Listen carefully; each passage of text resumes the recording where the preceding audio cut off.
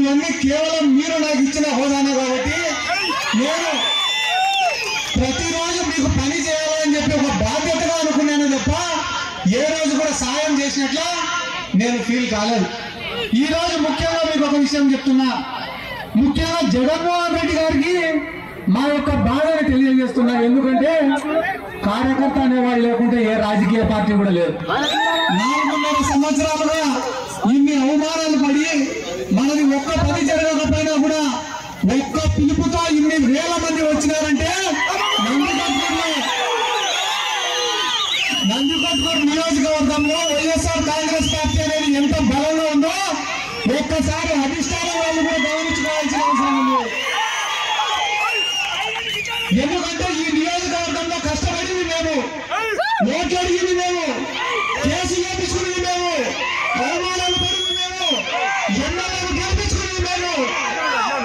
మా ఎమ్మెల్యే పోయి పక్క నియోజకవర్గం వాడి కూడా చేతులు కట్టుకొని నిలబడితే మాకేం గౌరవమన్నా?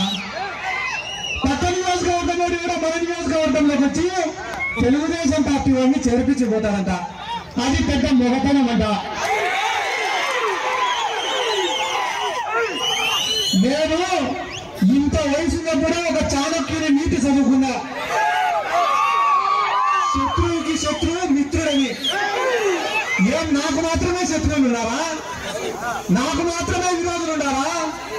మీకు లేరా? మీ నియోజకవర్గంలో మీకు శత్రువులు లేరా?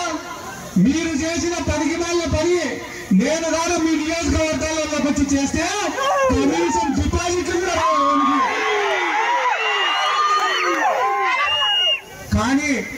కానీ ఈ పార్లమెంట్ పరిధిలోనే కాదు, ఎక్కడ కూడా ఏ రాజకీయ పార్టీ నాయకుడితో కూడా నాకు శత్రుత్వం అనేది లేదు.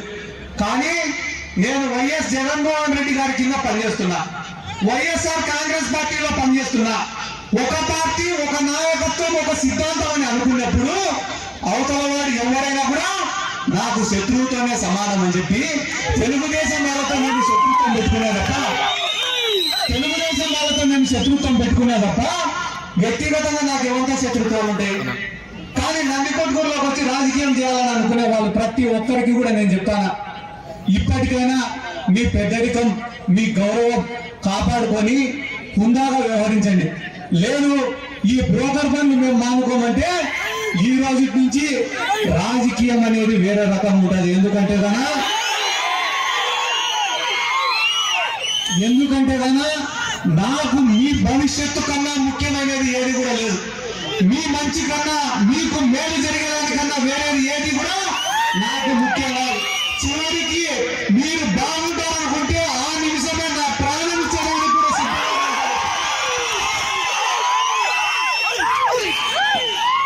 నేను వెనకడుగు వేయను.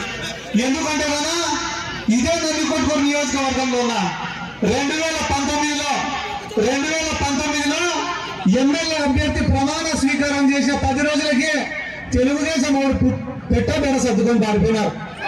ఒరే చిక్కింది అధికారం సిద్ధార్థ రెడ్డి గారికి, ఒరే దొరికినామంటే కోడి పిల్లలు ఎట్లపోయినట్టు ఎట్లపోతారు. కానీ 10 రోజులు తిరగకముందే ఎవరైతే అధికారులు మా పైన కేసులు పెట్టినారో, ఎవరైతే అధికారులు మమ్మల్ని ఇబ్బంది పెట్టినారో వాళ్ళని తెచ్చి ఇదే నందికొట్కూరులో పోస్టింగ్లు వేసినారన్నారు. వాళ్ళని తెచ్చి ఇదే నందికొట్కూరులో పోస్టింగ్లు వేసినారు. ఇదే నందికొట్కూరు మున్సిపాలిటీకి అంకిరెడ్డి అని చెప్పి ఒక ఆయన మున్సిపల్ కమిషనర్ చేసినారు. ఆయన ఈరోజు ఎక్కడ ఉన్నారో తెలుసా? ఉద్యోగానికి రాజీనామా చేసిపోయి తెలుగుదేశం పార్టీ కార్యకర్తగా పనిచేస్తారు డోన్లో. అటువంటి వాళ్ళని ఎంతో మందిని నందికొట్కూరుకు తీసుకొని వచ్చి ప్రతిరోజు ఇబ్బందులు పెడుతుంటే ఒక సీఏ వచ్చినాడు నా ఇంటికి. వచ్చి అన్న నువ్వే పలానా రాజకీయ నాయకుడిని కలిసినప్పుడు నీ పైన ఉన్న కేసులన్నీ తీపిస్తానన్నాడు. ఒరే నాకు నచ్చకుంటే, ప్రజలకు కీడు చేస్తే, ప్రజలకు హాని తలపెడితే నా కుటుంబాన్నే లెక్క చేయలే నేను, నా శత్రువునే లెక్క చేయలే నేను, పెద్ద పెద్ద మంత్రిని లెక్క చేయలే నేను. హాస్టల్ పోలీసారంటారా? నాకు గంట టైం ఇస్తారా? వారంతా వారు ట్రాన్స్ఫర్ పెట్టుకొని పోతారా?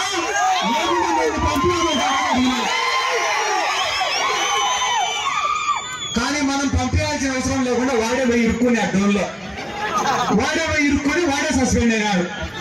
అటువంటి నాయకులందరినీ తెచ్చి నందికొట్కూరులో వేసి నందికొట్కూరులో ఇబ్బంది పెట్టినారు. ఈ రోజుకి కూడా ఇంటి పట్టాలు కావాలని కొట్లాడుతున్నారు, 98 జీవో కింద ఉద్యోగాలు కావాలని కొట్లాడుతున్నారు, కేజీ రోడ్డు వేయాలని కొట్లాడుతున్నారు, మిత్తూరుకు లిఫ్ట్ ఇరిగేషన్ కావాలని కొట్లాడుతున్నారు, మండలంలో లిఫ్ట్ ఇరిగేషన్ కావాలని కొట్లాడుతున్నారు, మండలానికి లిఫ్ట్ ఇరిగేషన్ కావాలని కొట్లాడుతున్నారు, మా పంటలకు సాగునీరు కావాలని కొట్లాడుతున్నారు, నందికొట్కూరులో తాగునీరు కావాలని కొట్లాడుతున్నారు. ఇన్ని సమస్యల పైన అర్జీలు ఎత్తుకోవడం ముఖ్యమంత్రి గారికి నేలిస్తుంటే మీ నందికొట్కూరులో మాత్రం ప్రోటోకాల్ కోసం కొట్లాడే పలికిమాలలో ఉండాలి. పెద్ద లేచినప్పటి నుంచి తప్పుడు ప్రచారాలు, తప్పుడు కూతాలు. ఏంటి తప్పుడు ప్రచారాలు అంటే ఈ వయసులో ఏమన్నా ముద్ర ఏమని చెప్పాను తట్టుకుంటా. ఇక్కడికి వచ్చిన వాళ్ళల్లో బీసీలు ఉన్నారు, ఎస్సీలు ఉన్నారు, మైనారిటీలు ఉన్నారు, ఓసీలు ఉన్నారు, పేదవాళ్ళు ఉన్నారు, డబ్బులు ఉండే వాళ్ళు ఉన్నారు, రైతులు ఉన్నారు, వ్యాపారం చేసుకునే వాళ్ళు ఉన్నారు, ఉద్యోగస్తులు ఉన్నారు, విద్యార్థులు ఉన్నారు, అన్ని రకాల ప్రజలు కూడా ఇక్కడ ఉన్నారు. అందరూ కలుపుకొనే పోతున్నారు కదా. ఎంతో మంది ఎస్సీలు వాళ్ళ ఇళ్లకు ప్రేమగా పిలిచి నాకు కూడు పెడుతున్నారు కదా. అటువంటి తరుణంలో ఇంత ప్రేమ ఉన్న ఈ నియోజకవర్గంలో, అంత ప్రేమ ఉన్న ఈ నియోజకవర్గంలో సిద్ధార్థ రెడ్డి గారు దళిత ఎమ్మెల్యేకు అవమానపరిచినాడని చెప్పి రాష్ట్రం అంతా ఊదరగొట్టినారు ఈ ఎదవలు. ఒక్కటే మాట చెప్తానా, గుండెల మీద చేసుకొని ఒక్క నిమిషం ఆలోచన చేయండి. గడిచిన 5 సంవత్సరాలు, పోయినసారి ఎన్నికల్లో ప్రతి గడప తిరిగిన, ప్రతి ఊరికి వచ్చిన, ఒక్కొక్క ఊర్లో 10 మీటింగులు పెట్టిన, వైఎస్ఆర్ కాంగ్రెస్ పార్టీకి ఓటేమని అడిగిన, ఫ్యాన్ గుర్తుకు ఓటేమని అడిగిన, కానీ అధికారం వచ్చిన రోజు నుంచి ఈ రోజు వరకు మీ గ్రామాలకు నేను ఒక్కసారైనా వచ్చినాను. మీ గ్రామంలో జరిగే ప్రభుత్వ కార్యక్రమాలలో ఒక్క రోజైనా పాల్గొన్నానా? ఏ రోజైనా ఎమ్మెల్యే వచ్చినప్పుడు అదే కార్యక్రమానికి అటెండ్ అయ్యి ఆ ఎమ్మెల్యే యొక్క హక్కులకు బలం కలిగించినానా? రాలే. రాకుంటే ఏమో సిద్ధార్థ రెడ్డి కనపడ్డంలే, వస్తే ఏమో ఎమ్మెల్యే ప్రోటోకాల్ కి ఆటంకం కలిగించినాడని మాట్లాడుతున్నారు. నేను మహా అంటే 10 కార్యక్రమాలకు అటెండ్ అయ్యిందా? ఆ 10 కార్యక్రమాలకు కూడా ఎందుకు అటెండ్ అయినా తెలుసా? నేను మిత్తూరుకు అనిల్ కుమార్ యాదవ్ గారిని పిలుచుకొని వచ్చిన. దేనికోసం పిలుచుకొని వచ్చిన? ఆయన ఇరిగేషన్ శాఖ మంత్రి.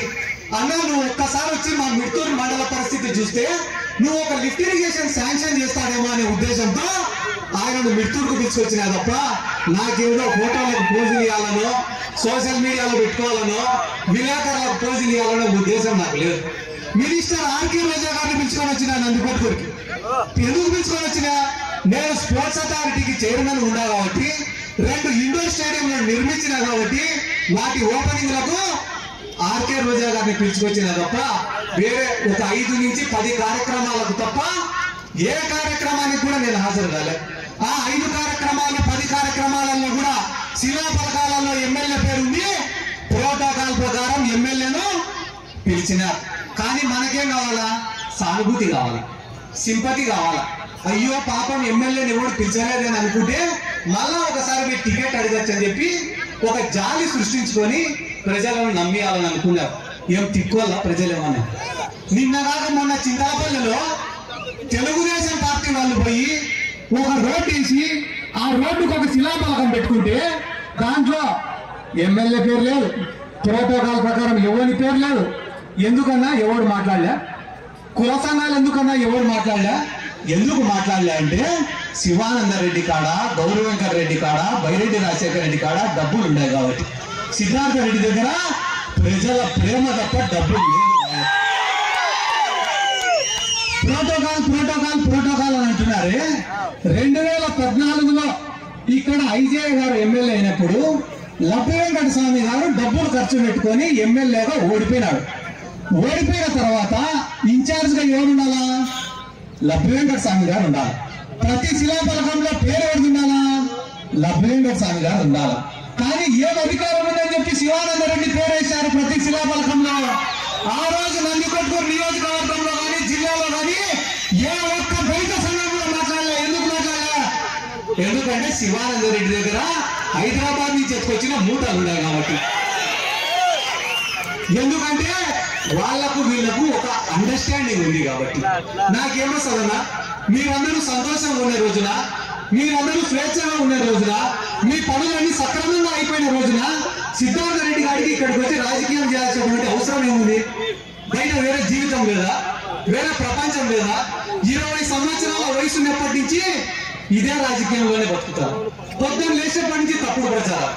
ఎంత తప్పుడు ప్రచారాలు అంటే ఈడనే ఉంటాడు వేదిక పైన ఆయన సింగారం రంగా అని ఉన్నాడా? సింగారం రంగా వైస్ ఎంపీపీ కొత్తపల్లి మండలం ఏడున్నాడు? కార్లో ఉన్నాడా? నా ముందర ఇట్లా కూర్చొని ఉన్నాడు. ఒకరోజు కూర్చొని ఉంటే స్పృహ తప్పి కింద పడిపోయాడు. నేనే హాస్పిటల్కి తీసుకుపోయినా, నేనే డబ్బులు కట్టినా. బ్రెయిన్ స్ట్రోక్ వచ్చింది, ఈ మనిషి బతకాడు అన్నారు. చాలా రోజులు అయిపోయింది.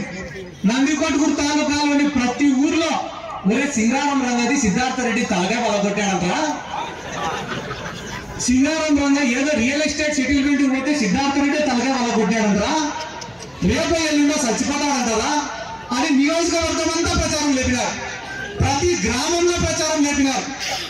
నాకు చాలా మంది ఫోన్ చేసి చెప్పినారు, అన్న ఇక చాలా తప్పుగా మాట్లాడుతున్నారన్నా, నువ్వు దీన్ని ఖండించాలంటే రే ఎవరేం మాట్లాడద్దంటారా? మనం ఏదైనా తప్పు చేస్తే కదా మాట్లాడాల్సింది, మనం ఏ తప్పు చేయలేం, మనం ఎందుకు మాట్లాడాలరా అని. ఒక 3 రోజులు ఉంటేనే ఒక విలేకరి పేపర్ చేసినాడు. ఏమని? రియల్ ఎస్టేట్ దందాలే దీనికి కారణమా, సిద్ధార్థ రెడ్డి తలకాయ వదలగొట్టాడా అని. నాకు అర్థం కాలే, విలేకరులు వేయడం ఏంది, ఇది చర్చ జరగడం ఏంది. నేను అప్పుడు పోయి దేవుడికి మొక్కినా, దేవుడా మా రంగాన్ని ఎట్టదిరి కోలుకొని బయటికి రావాలా, లేదు ఈయనకేమన్నా అయితే ఇది కూడా నా అకౌంట్లో వేసేటట్టున్నారు వీళ్ళు. దేవుడా దేవుడా ఆయన కోలుకొని తొందర రావాలా దేవుడా అంటే అదో వచ్చినాడు.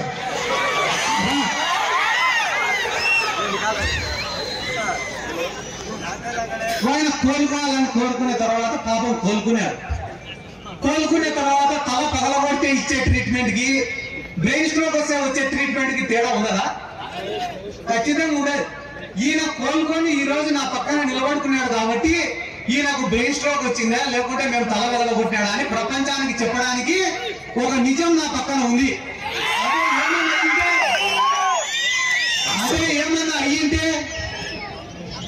ఆ తప్పు పేరు కూడా నాకే కదా, ఆ చెడ్డ పేరు కూడా నాకే కదా. ఈ ప్రచారం చేసేవాడు కూడా నాకు తెలుసు, విలేకరులకు డబ్బులు ఇచ్చి రాయిపించింది కూడా నాకు తెలుసు, వాడు ఏ టీపంలో కాడ కూర్చుంటారో నాకు తెలుసు. నేను ఏమైనా చేయాలనుకుంటే నాకు ఒక నిమిషం పని అని నాకు తెలుసు. కానీ కాలాలు మారినాయి, వ్యవస్థ మారింది, మనుషులు మారినారు, జీవనం మారింది, జీవన విధానం మారింది. దానికోసం అని చెప్పి నేను ఇంత పద్ధతిగా వ్యవహరిస్తుంటే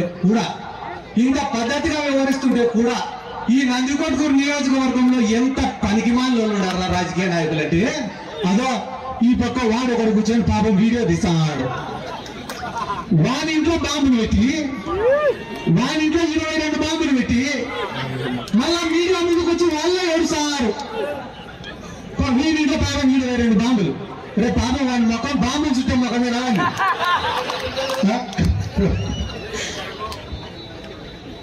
22 బాంబులు పెడితే ఒక సామాన్యుడు, ఒక అమాయకుడు, ఒక మధ్యతరగతి, దిగువ మధ్యతరగతి కుటుంబంలో ఉండే ఒక వ్యక్తి ఇంట్లో 22 బాంబులు పెట్టి మళ్ళా వాళ్ళే పోలీసులకు కంప్లైంట్ పెట్టి కేసులలో ఇరికేయాలని అనుకుంటుంటే, నేను జగన్ సార్ని కానీ అధిష్టానాన్ని కానీ కోరుకునేది ఒక్కటే సార్, నేను ఎప్పుడు మీ దగ్గరకు వచ్చి సమస్యలు చెప్పినా అది మీరు నా వ్యక్తిగత సమస్య అనుకుంటున్నారు.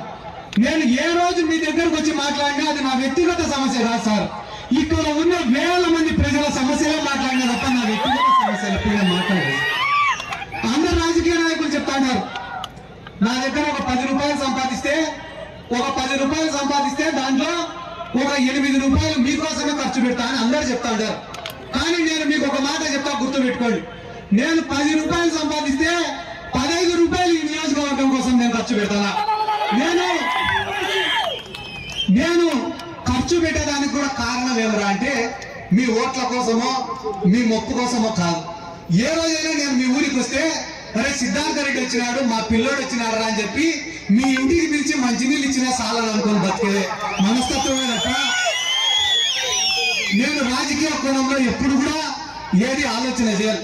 వీళ్ళు అనుకుంటుంటారు శిలాఫలకంలో నా పేరుండాలా, ప్రోటోకాల్లో నా పేరుండాలా, పేపర్ కు నా ఫోటో రావాలా, ఎక్కడికి పోయినా నన్నే ముందు పెట్టాలా. ఆ మనస్తత్వం నాకు లేదన్నా. రాష్ట్రంలో ఈరోజు నందికొట్కూరులో కాదు శ్రీకాకుళంలోనే సిద్ధార్థ రెడ్డి గారిని గుర్తుపడతా అంటే నాకేం తెలియదు. ఈ రోజు నాకంత గుర్తుకు వచ్చిందంటే దానికి కారణం మీరు తప్ప